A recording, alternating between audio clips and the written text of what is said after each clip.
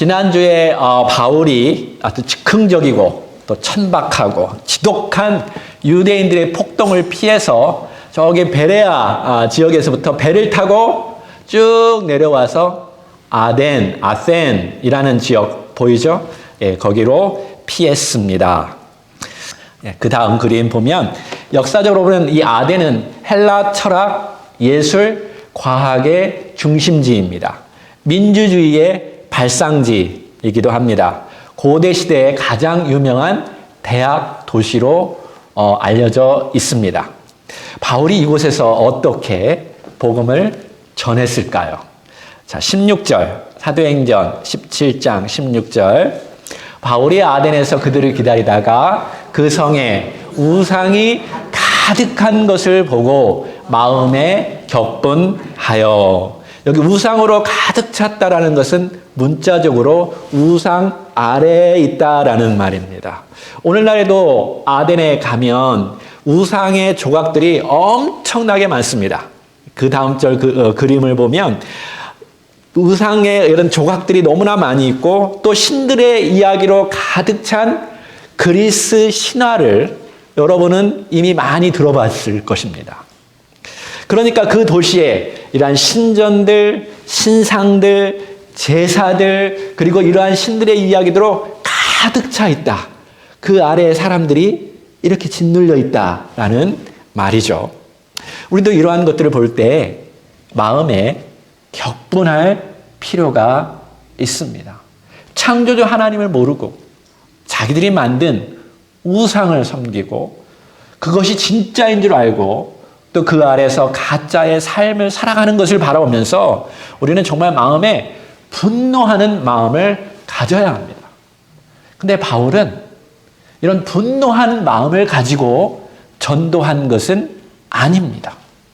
앞으로 볼 그의 전도에서 우리는 바울이 얼마나 그들을 존중하고 또 대화했는지 배워볼 것입니다. 그는 상대방을 무시하면서 전도하지 않았습니다. 그렇다고 해서 타 종교와 타협하지도 않았습니다. 우리는 이러한 두 가지 극단적인 태도를 버려야 합니다. 어떤 크리스찬들은 구약의 선지자들을 바라보면서 우리도 그들처럼 분노해야 한다라고 말합니다. 그러나 구약의 이스라엘 백성들은 하나님을 알기 때문에 선지자가 하나님의 분노를 가지고 그들이 우상 숭배할 때에 하나님의 분노를 터뜨린 것입니다. 그러나 여기 이방 지역 사람들은 하나님을 알지 못하기 때문에 바울은 그렇게 분노하지 않았습니다.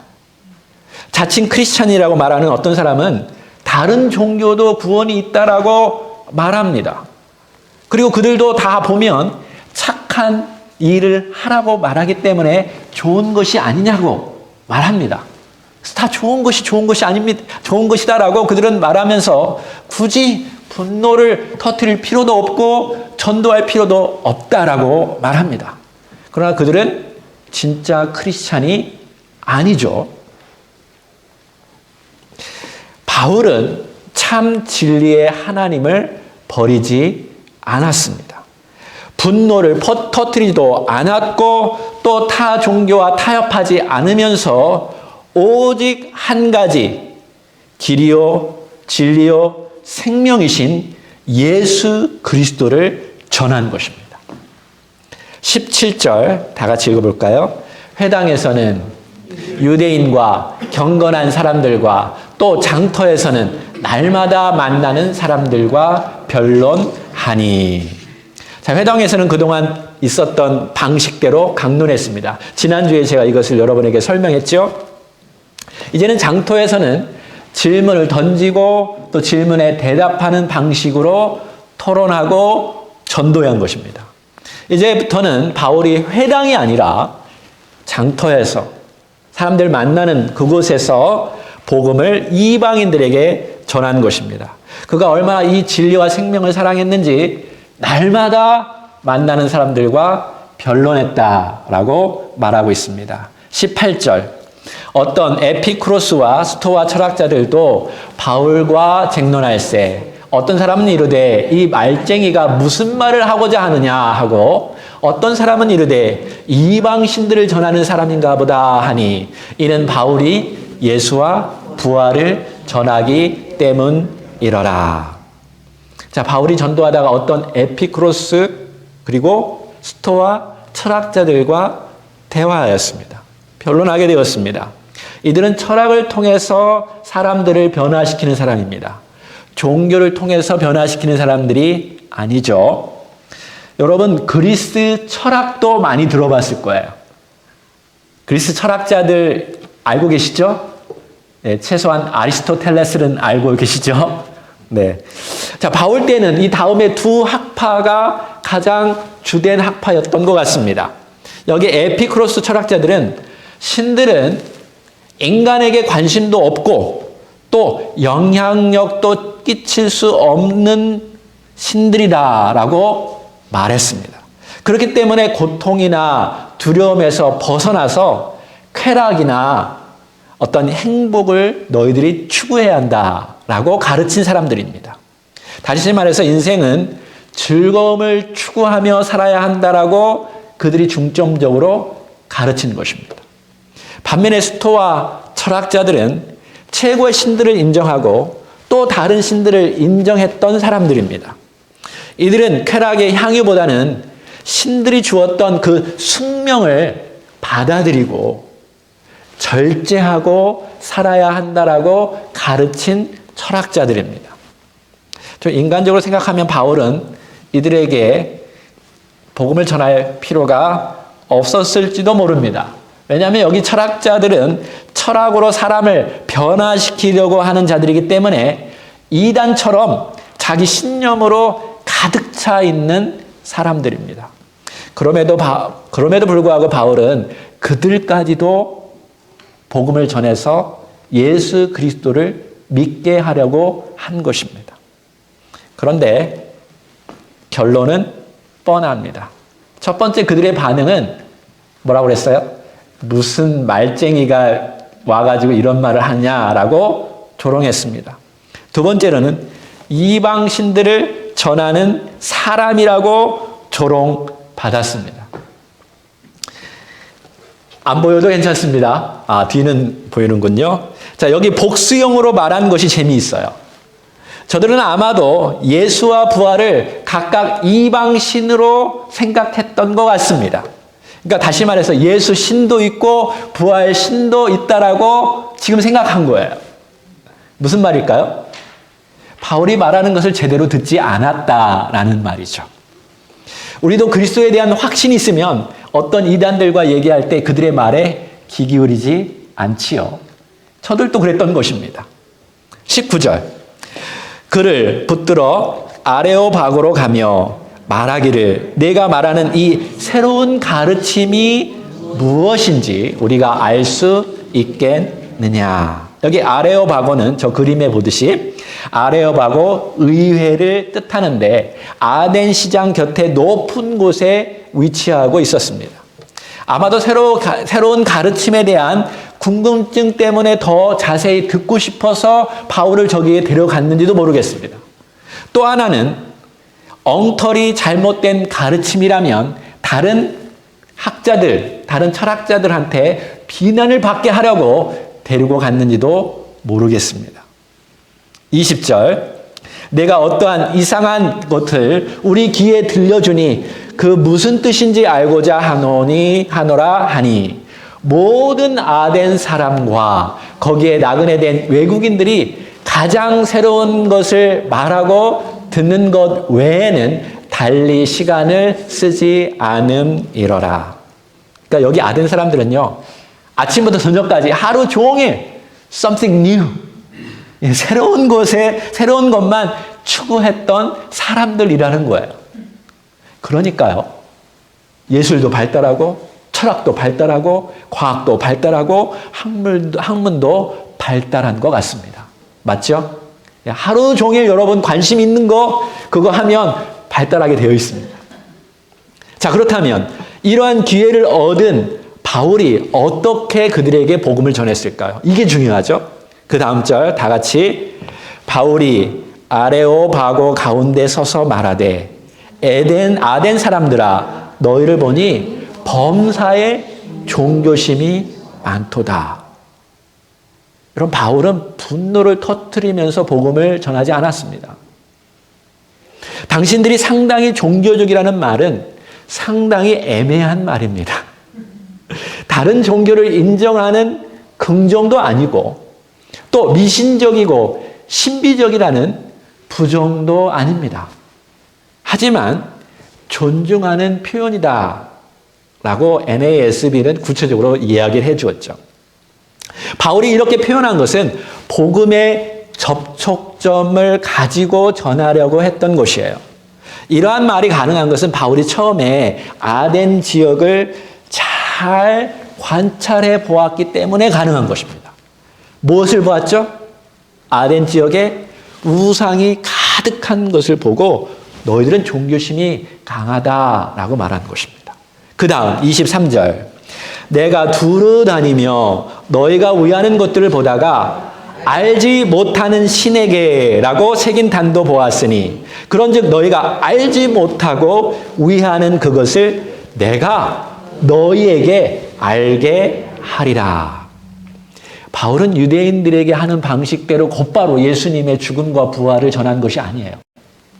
왜냐하면 그리스도, 메시아는 이방인들에게 별로 관심이 없습니다. 알지도 못합니다. 아덴 사람들의 주요 관심사가 뭐라고요? 신입니다. 그래서 우상을 많이 만들었죠. 그래서 바울은 그들이 알지 못하는 신을 소재로 본격적으로 창조주 하나님을 먼저 가르쳐 준 것입니다. 자, 24절 시작. 우주와 그 가운데 있는 만물을 지으신 하나님께서는 천지의 주제시니 손으로 지은 전에 계시지 아니하시고 또 무엇이 부족한 것처럼 사람의 손으로 섬김을 받으시는 것이 아니니 이는 만민에게 생명과 호흡과 만물을 친히 주시는 이심이라. 아멘입니까? 아멘. 여러분, 예수의 복음을 전하기를 원하십니까? 아멘. 여러분, 이 말씀 하나하나 자세히 들어야 돼요. 바울의 주요 포인트는 하늘과 땅의 주인이신 하나님께서 세상과 그 모든 것을 만드셨다라고 지금 이방인들에게 정확하게 메시지를 전하는 거예요. 그러므로 사람의 손으로 지은 전에 그 성전에 하나님이 계시지 아니하시고 또 무엇이 부족한 것처럼 사람의 손에 의해서 섬김을 받는 분이 아니라는 것입니다. 왜냐하면 그분이 모든 사람에게 생명과 호흡과 또 모든 필요한 것을 다 주시는 분이시기 때문입니다. 여러분, 이것을요, 이런 메시지는 여러분의 것으로 만들어야 돼요. 나의 것으로 딱 만들어 놔야 돼요. 얼마나 논리적이고 철학적이고 변증적이고 신학적인 말입니까? 그러니까 외워도 돼요. 여러분, 하나님은 우상과 다릅니다. 하나님은 화려하고 웅장한 신전에 전혀 관심이 없습니다. 하나님은 돈이 없어서 여러분에게 희생을 요구하시는 분이 아닙니다. 하나님이 외로워서 매 주일 예배를 원하시는 분도 아닙니다. 우리 하나님은 모든 것이 충만해요. 여러분이 뭐 하나님을 즐겁게 하기 위해서 이곳에 왔습니까? 여기 왜 왔습니까? 우리가 하나님을 절실히 필요하기 때문에 이 자리에 온 것입니다. 바울이 지금 이걸 얘기하는 거예요. 26절 다 같이 인류의 모든 족속을 한 혈통으로 만드사 온 땅에 살게 하시고 그들의 연대를 정하시며 거주의 경계를 한정하셨으니 이는 사람으로 혹 하나님을 더듬어 찾아 발견하게 하려 하심이로되 그는 우리 각 사람에게서 멀리 계시지 하도다. 바울이 여기 한 혈통, 영어로 원맨이라고 말하는 것은 굳이 바울은 아담이라고 말하지 않았어요. 분명히 바울은 아담을 다 알죠. 구약 다 알고 있으니까. 근데 아담이라고 말하면 말의 흐름을 깰 수 있기 때문에 아담이라고 말 안 한 거예요. 만약에 아담이라고 말했다면 거기 말하기 좋아하는 사람들은 도대체 아담이 어떤 놈이야? 라고 말을 끊을 수도 있었을 거 아닙니까? 그래서 원맨이라고 말한 거예요. 여기서 말하는 것은 우리가 다 다른 사람들처럼 보이지만 사실은 한 사람으로부터 다 왔다라는 말이에요.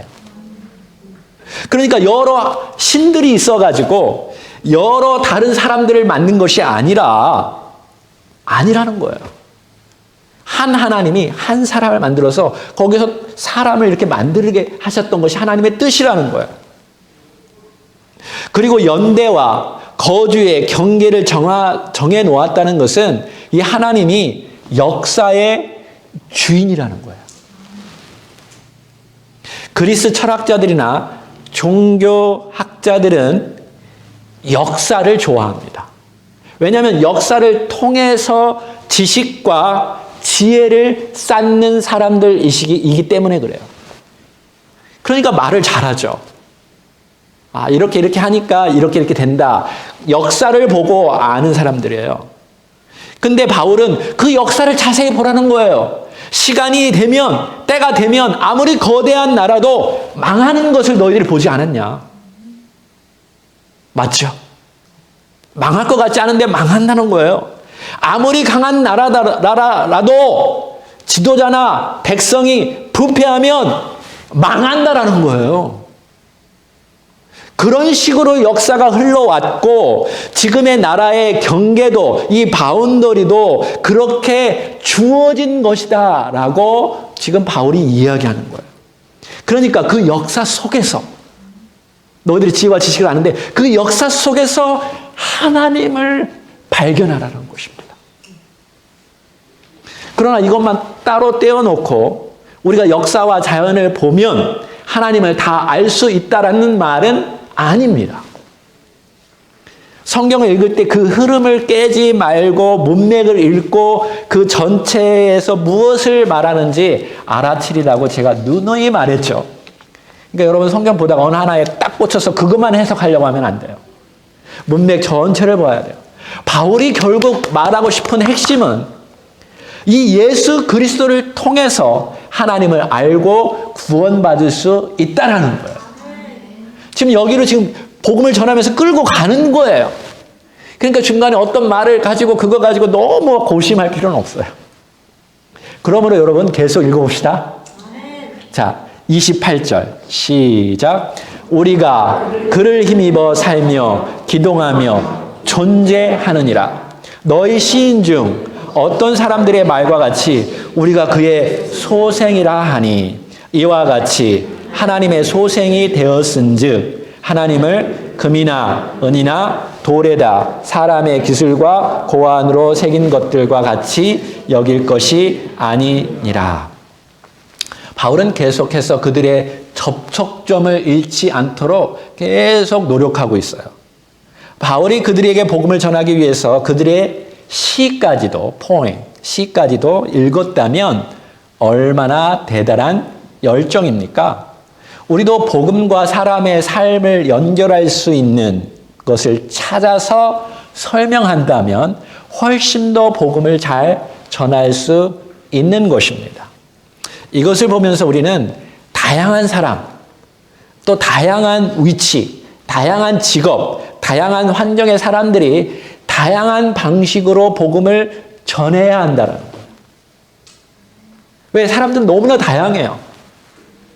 저는 우리 청소년들, 젊은 청소년들에게 저하고 문화도 다르고 다 달라요. 제가 전도하면 다 도망갈 거예요. 근데 청소년들이 음악도 좋아하고 문학도 좋아하는 아는 친구들이 가서 그런 말을 하면서 그 속에서 복음을 전한다면 얼마나 잘 전할까요? 그러니까 음악을 통해서도 전할 수도 있고 예술을 통해서도 전할 수도 있습니다. 우리 나이 드신 분들이 뭐에 관심이 많죠?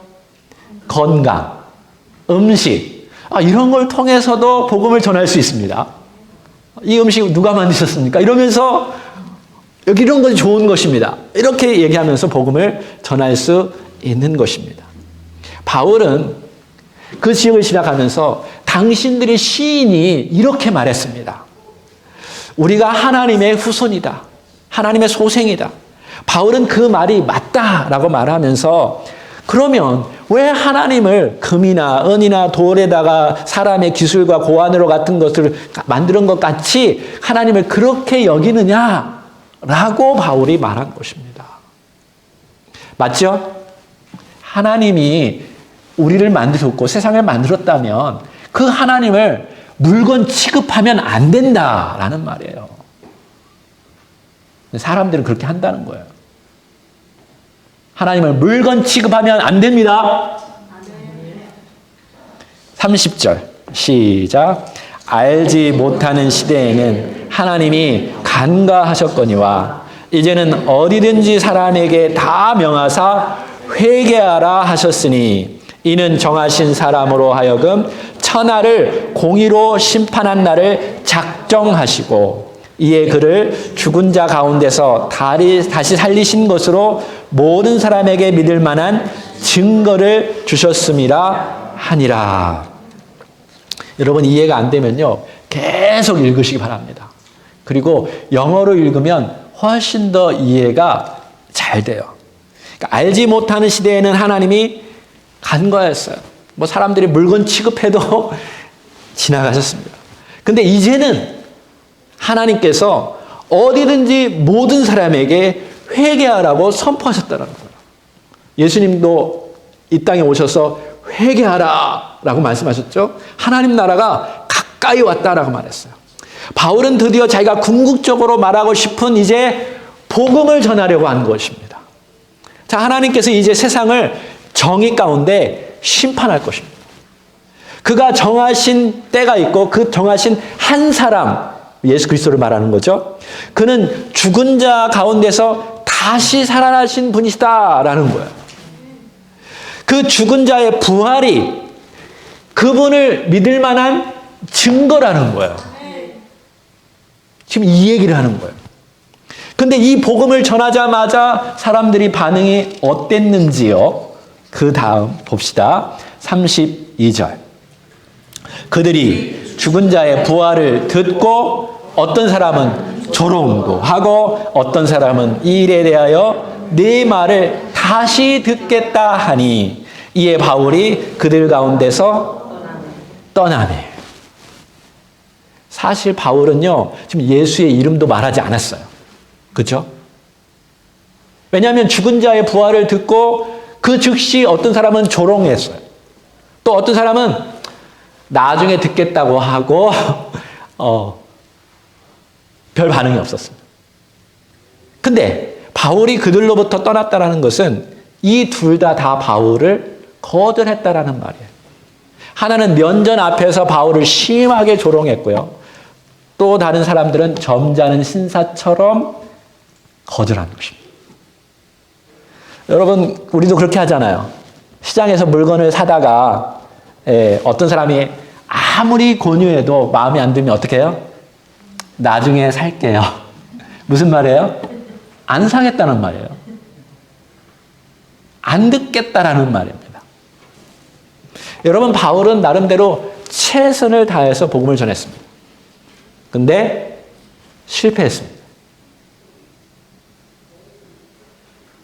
근데 실패한 게 맞습니까? 아닙니다. 바울은 복음의 씨앗을 뿌리고 나중에 반응하는 사람이 있으면 그때 예수 그리스도를 더 자세히 설명하려고 한 것입니다.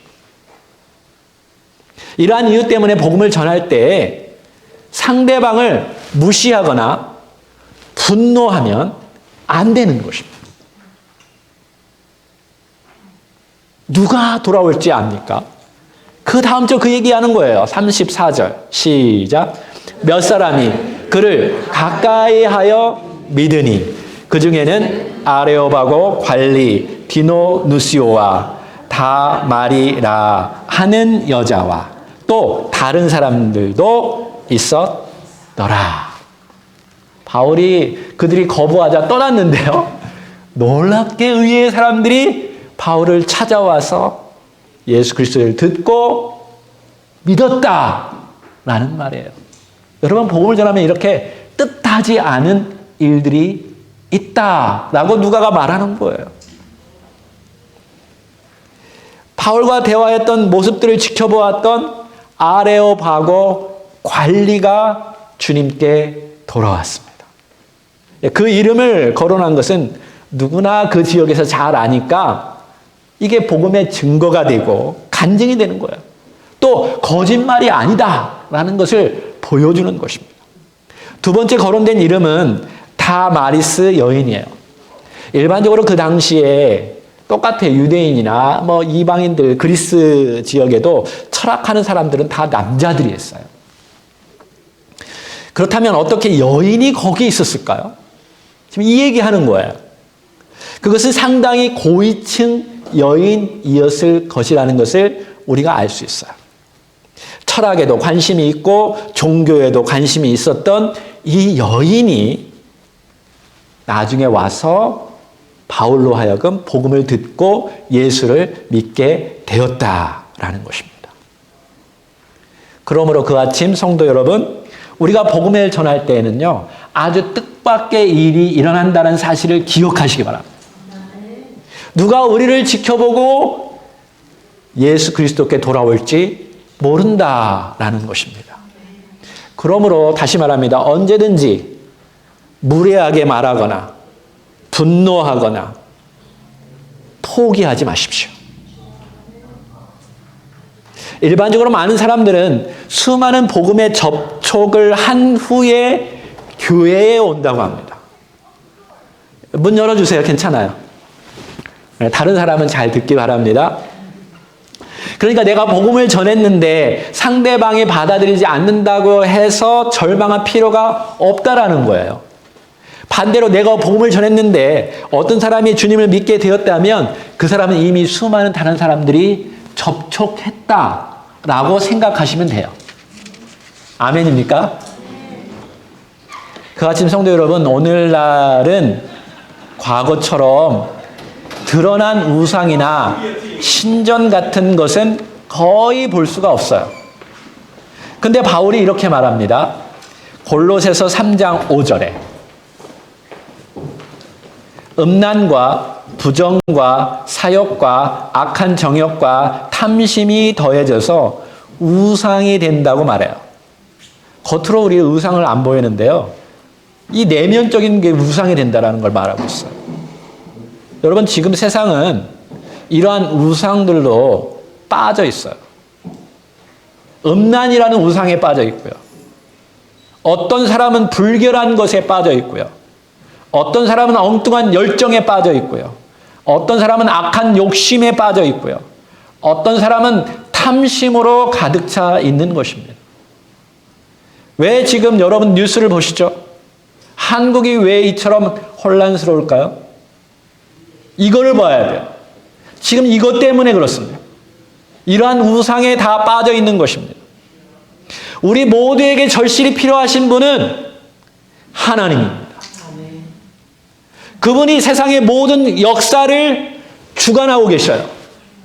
지금의 역사도 그분이 지켜보고 주관하고 계십니다.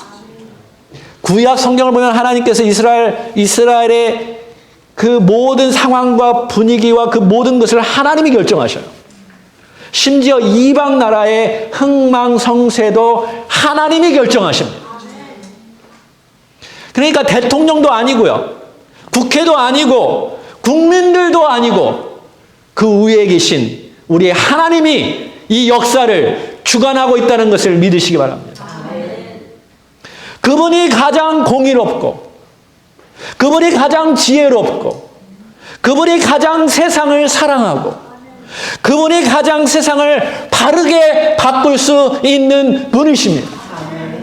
그리고 기억하십시오. 그분이 최종적인 심판자이십니다.